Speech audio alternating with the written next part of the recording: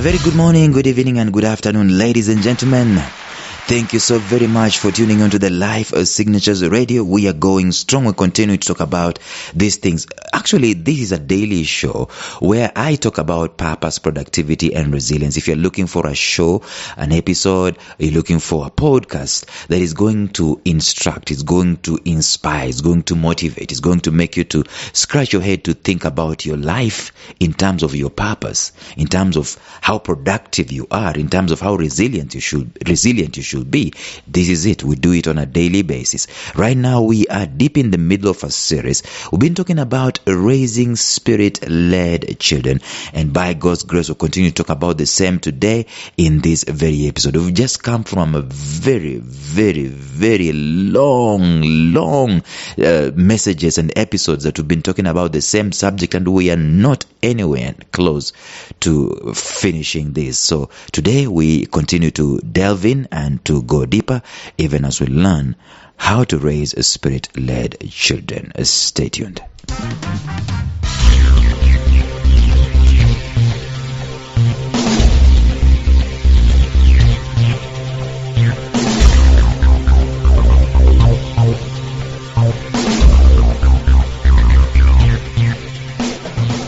Welcome to the Life Signatures podcast with Lawrence Namale.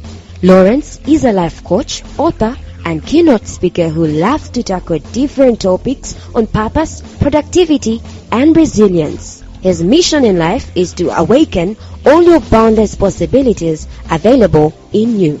Life Signatures podcast is dedicated to bring to reality every single person who knows that deep down in their gut, there's got to be more to life than this. And now, here is your host, Lawrence Namale.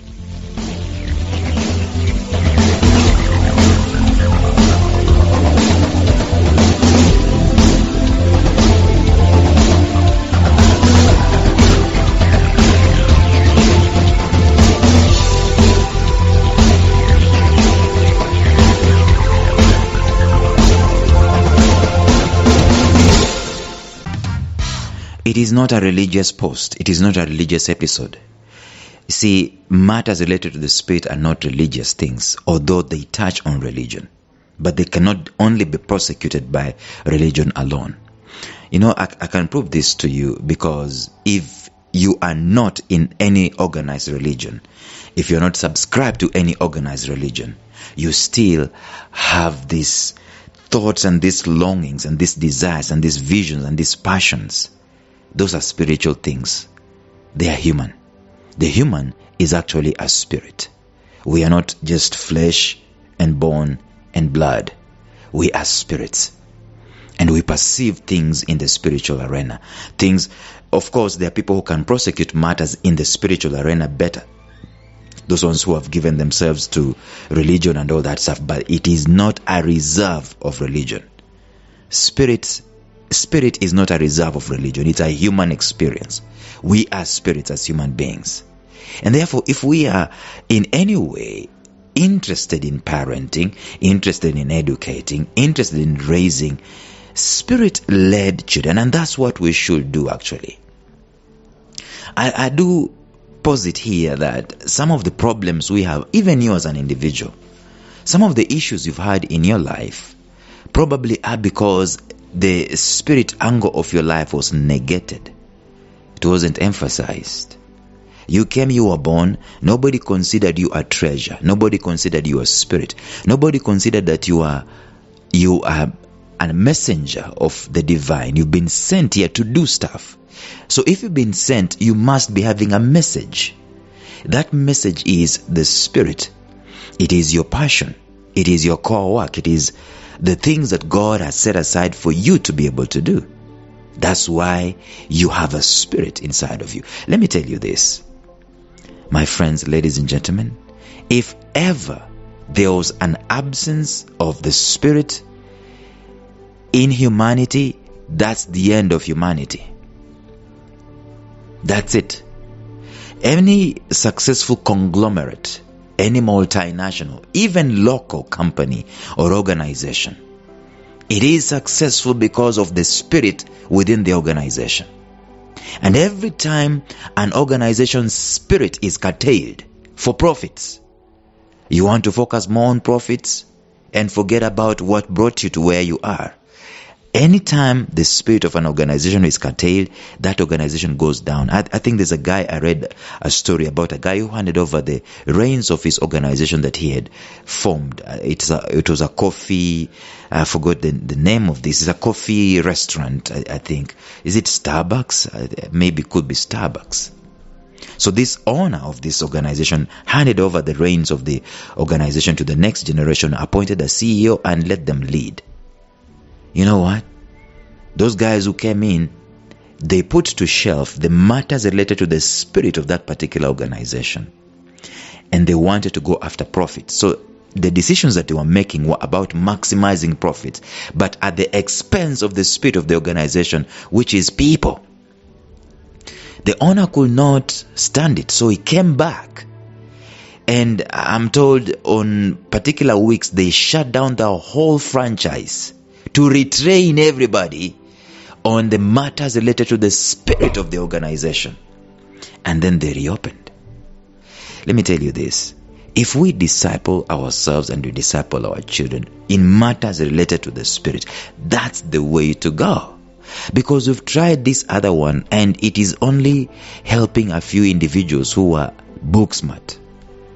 And there's a time we did a very long series here on street smart, raising street smart children and so on. But we're talking about something different here. The first thing we discussed yesterday is that if you do not cherish the inner compass of a child, what is the inner compass? We don't know it. It is not in any textbook. There is no formula for knowing it, but it is there. It is who they really are. What they came to do, it is inside of them. If we negate that particular part, the inner compass, their passion, their core work, what they gravitate towards, if we negate it.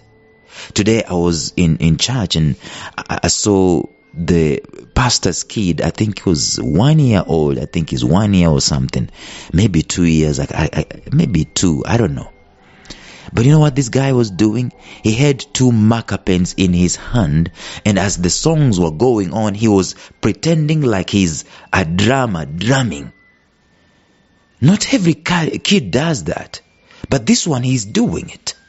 And I just caught myself wanting to go to the dad and tell him, please take note of what this kid is doing. It is special. That is the spirit of the child right there. So we need to take note.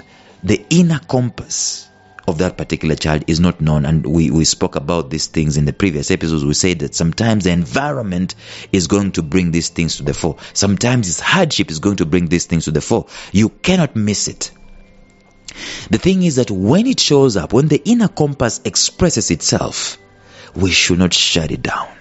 We should excavate it. In fact, today, you are not raising a spirit-led child if you are not teaching them the importance of self-extraction. This is worth repeating like 1,000 times. You see, the problem with us is that we think parenting or teaching or discipling or mentoring is opening the head and pouring in information. It is speaking to them. No, it is actually extraction. Raising spirit-led children, parenting, is an excavation, is an extraction exercise, extraction of treasure in this world. Such hidden treasure which is available in every home, whether it's a president's home, it's a prime minister's home, it's a pauper's home, it's a poor man's home, it's an African's home, it's an Asian's home. There is treasure in every home where there is a child. Let me just say, in every home where there is a human being. And that treasure, we've got to learn to extract it. Let me ask you this question. When you send your child to school, when you send them to boarding school at 2 years of age, some of you. Are you sure that where they are going there is extraction going on? There is self-extraction going on, or the opposite? You see, where there is no self-extraction, what is there? It is pouring in the traditions that we talked about yesterday. What did we say tradition was? We said that tradition is fixed. It is fixed in the past. Culture is dynamic and it keeps changing. So if you are not extracting, if you're not the one extracting alone, your responsibility, like we said yesterday, is to know about the inner compass. It is also partly to extract that inner compass, but the greatest service you can ever do to raise a spirit-led child is to teach them to self-extract. Whenever there is oil, and I'm going to spend a bit of time with this self-extraction thing, I'm going to spend a lot of time on this. When there is oil discovered in a particular country, or precious metals in any country, the hopes of a particular country or a particular people or a particular region, they go sky high.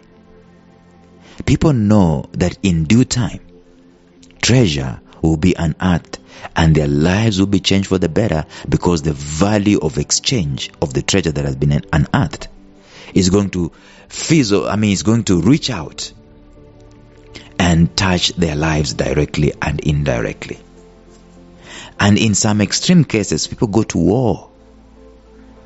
Why are we having wars? Why are we having uncertainties in the Democratic Republic of the Congo? Why are we having uncertainties in the Sudan? Why did we have uncertainties in Angola for years on end as I was growing up? It is because people are going to war for the sake of these treasures. In extreme cases, they go to war, they ravage the very rich country. Do you know why they do this? They do this because they want to build their lives outside in. There is another treasure that we need to extract. In other words, there is treasure in all of us. The most unfortunate thing is that we have not been taught that we are, first of all, treasures. And secondly, we've not been taught how to excavate ourselves, extract our own treasures. The art of self-extraction in order to discover what that treasure is. Everything that is spirit-related is deep, because deep calls to deep. For the most part, it doesn't stay on the surface. It has got to be extracted. It needs knowledge.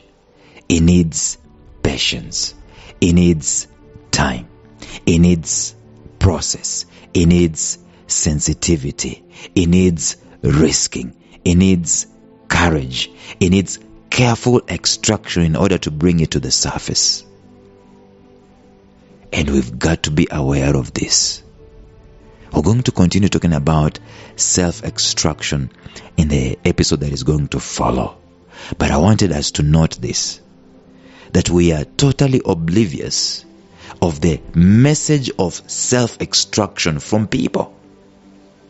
We are totally oblivious that it is important for me at the youngest of ages to explore me, to explore my spirit, to lean into the logical conclusion of the hints of what my spirit is telling me, to be more committed and faithful to the spirit that is not known than to the word and the tradition and the culture of the day that has been proven, tried and tested. You see, if we are only doing what our fathers did and what their fathers did and what their grandfathers did and what their great-great-great-grandfathers did, why in the world will we be sent here on the face of the earth? I mean, why come?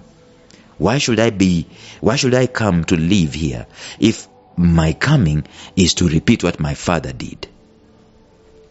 And he repeated what his father did. who repeated what his grandfather did. Are you getting my drift?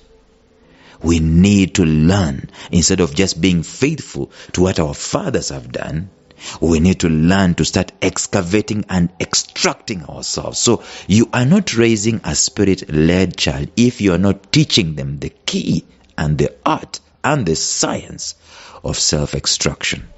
Tomorrow we continue. Bye-bye. Thank you for listening to Life Signatures Radio. If you enjoyed today's show, subscribe to Life Signatures Radio on iTunes, Stitcher, or visit our website at lifesignatures.libsyn.com. Life Signatures Radio, fresh, clean, and inspiring.